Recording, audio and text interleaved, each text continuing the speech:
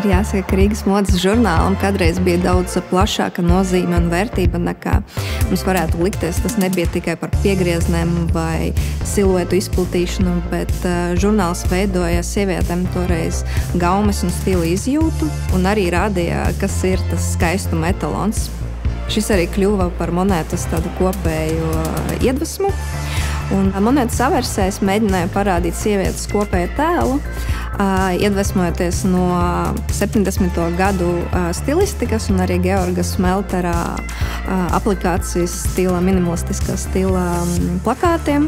Un monētas reversam par iedvesmu man kalpoja Rīgas audumu patērni, kurus savā laikā veidoja latviešu mākslinieki un dizaineri, kas bija ar rūpēm piemeklēti un izvēlēti tikai tie labāki paraugi. Kā arī piegrieznes, kas bija žurnāla pielikumos, kas arī bija zelta vērti un tika nodoti no rokas rokā un sirsnīgi glabāti.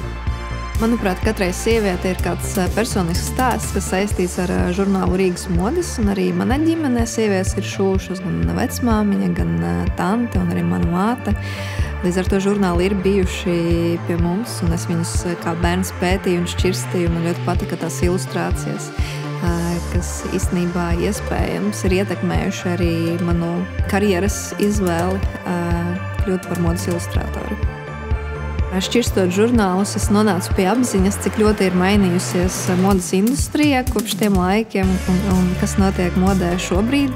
Latvijā tiešām bija tāds modes centrs, kur tapa visaktuālākie modeļi un audumu apdrukas, kas kalpoja par paraugu daudziem citiem arī ārpus Latvijas robežām. Varētu teikt, ka diemžēl, bet modes industrija šobrīd nav tādā līmenī, kāda bija toreiz.